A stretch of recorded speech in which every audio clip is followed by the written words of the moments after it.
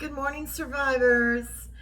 Um, I wanted to just say I am getting ready for my day. I'm having my morning decaf coffee, and I want to say good morning, gorgeous, to everybody out there that's a woman, because we don't always hear those accolades when we're in a narcissistic, abusive relationship. Almost never, except for maybe when they're love bombing us. And we'll talk about love bombing another time because that's not what this video is about. But I wanted to say that there comes a time when you have to pick yourself up, take care of yourself, recover, and that is how you really can survive. And one of the ways that I try to recover and survive is I like to clean, I like to organize, I like to decorate, but more importantly, I decorate myself now. I I spent so much time trying to take care of my kids, take care of my husband, take care of my home, trying to make sure things looked good on the outside for everybody else, that I neglected myself. I did things that weren't good for me, um, as far as like not eating well. It's called basically, it's like self-harm. When you internalize things, you don't sleep, you don't take care of yourself the way you should. And when I got sick with um, my health issues, diverticulitis, my health issues with my heart, with my thyroid, and I had to be on medications and I couldn't work. It puts you in a place where you go, oh my gosh, I've got to take care of myself. And the worst part was I had to be alone because I realized I had to leave that relationship and get healthy for myself. And then I had to also leave work, which was really hard. I just started a job where I hadn't worked for anyone in so long. I worked for myself as a CPR instructor with American Heart and doing reselling business, just basically online with Poshmark. But I had not actually had a job where I was like checking in on a regular. And it was so great to be wanted and needed somewhere. It just felt so good.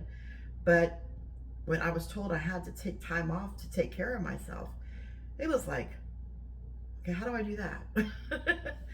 And when you're forced in the bed and you have to do it because your body's saying no more self-harm. Self-harm in the sense of, like, I'm not saying I was doing drugs or anything, but self-harm in the sense of not sleeping, not eating well, not focusing on myself. Like, literally, your body's going to say you're either going to shut it down, means you're not going to survive, or you're going to survive and push through, and that means you got to take care of yourself. So I just wanted to say, wake up every morning, have your warm tea or your decaf coffee. Do your journaling if that helps you. It helps me a lot to journal. I do these video logs because I want to reach out to people, but also for my daughters. I want them one day to go back and say, oh, mom was feeling this way or that way. And that also is a way to help myself because these are my children, my legacy that I brought into this world. So when I go to work, I'm so excited about going back to work because then I'll be able to continue to help people because I worked in the cardiac field and I was reading EKG monitoring devices.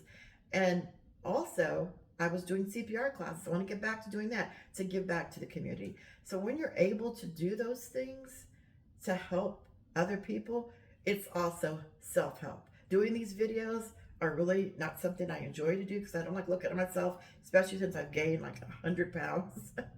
Gained all this weight. I'm not the same person I was when I was, younger, but I'm getting back there. And so I guess doing the videos are going to be a time capsule for myself that one day I'll go back and look and think, oh, that's what I was thinking then, or that's how I was looking then. But it's not about bravery. My best friend Cindy said I'm brave, and I'm like, I'm really not brave because I just don't want to walk away from my life without trying to show someone, my children especially, and also anyone out there that I touch. I've had people who've reached out to me and said that I helped by my video, whatever video it was. I appreciate it, but helping other people is self-help for me. And so it's not about bravery. I don't feel brave at all. I just feel like this is what I'm called to do. And So I just want to say, as I'm getting ready, as I'm, getting up in the morning and putting on my makeup, you know, and listening to whatever devotional I may have going on, or maybe it's Dr. Romney, because she is so inspiring for me on YouTube. And if you guys cannot get therapy, because luckily I do have a good insurance and I have therapy, and I also go to my church that has, it's called Mercy Counseling, and I also have a psychiatrist because I have to get some antidepressants because I need that Zoloft to keep me away from depression. And sometimes I need to sleep, so I might need to have trazodone so I can sleep because I can't sleep sometimes. So if you're not able to get that help, on YouTube they have meditations that you can have that help. They have the Calm app that my sister's always saying I should try, which I have used. They also have Dr. Romney. There's a bunch of different professionals that are doctors and they know about the narcissistic abuse patterns.